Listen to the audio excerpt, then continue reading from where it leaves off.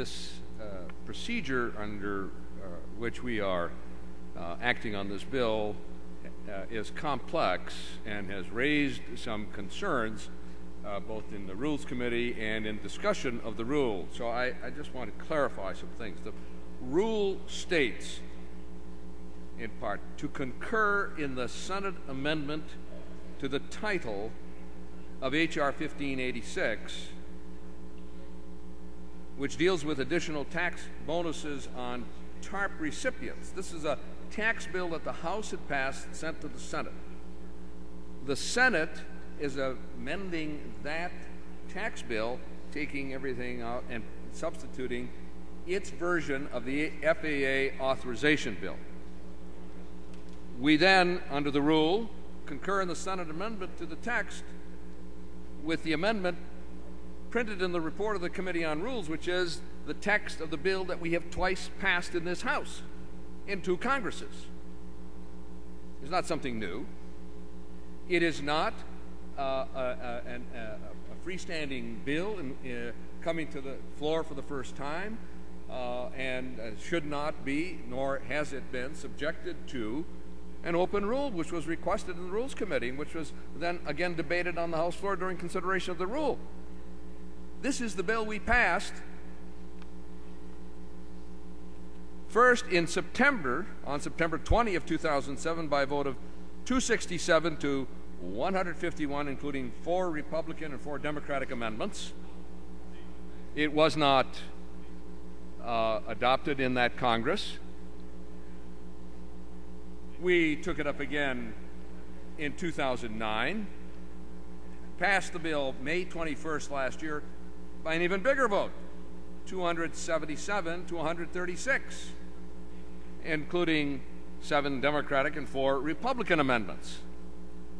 We also include in this bill the Airline Safety and Pilot Training Act of 2009, overwhelmingly approved in the House by a vote of 409 to 11, not acted upon by the other body. So we are combining these bills and sending them back to the Senate, which then we expect will ask for a conference.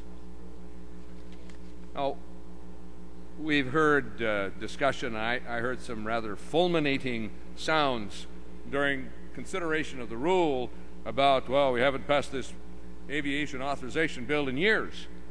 We would have passed it in 2007, but for the Statement of Administration Policy, September 19, 2007, from the Bush administration that said, accordingly, if H.R. 2881 were presented to the President, his senior advisors would recommend that he veto the bill.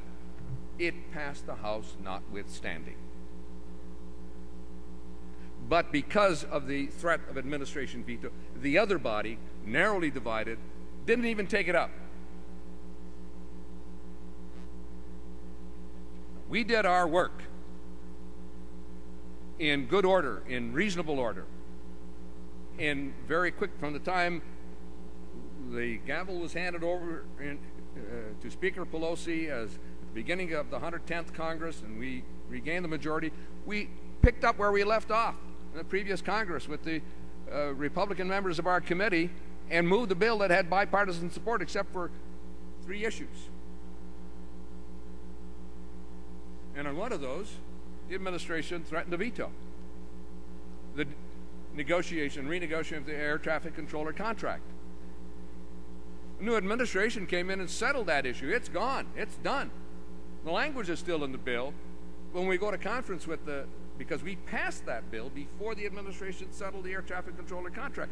So the language stays in the bill, but it'll come out in conference, at least that part of it. So I don't understand this revisionism that I heard on the House floor during the debate on the rule. It's wrong, doesn't represent the issues properly, doesn't put them into focus. We're going to pass this legislation today. Senate will then ask us for a conference in due course, and we'll go to conference on this bill. And we'll resolve whatever the differences are, and there are several of them, between our version and the Senate version. That's the process. I just want to make it very clear that that's what we're here discussing today. I reserve the balance of my time. The gentleman from Minnesota reserves the balance of his time.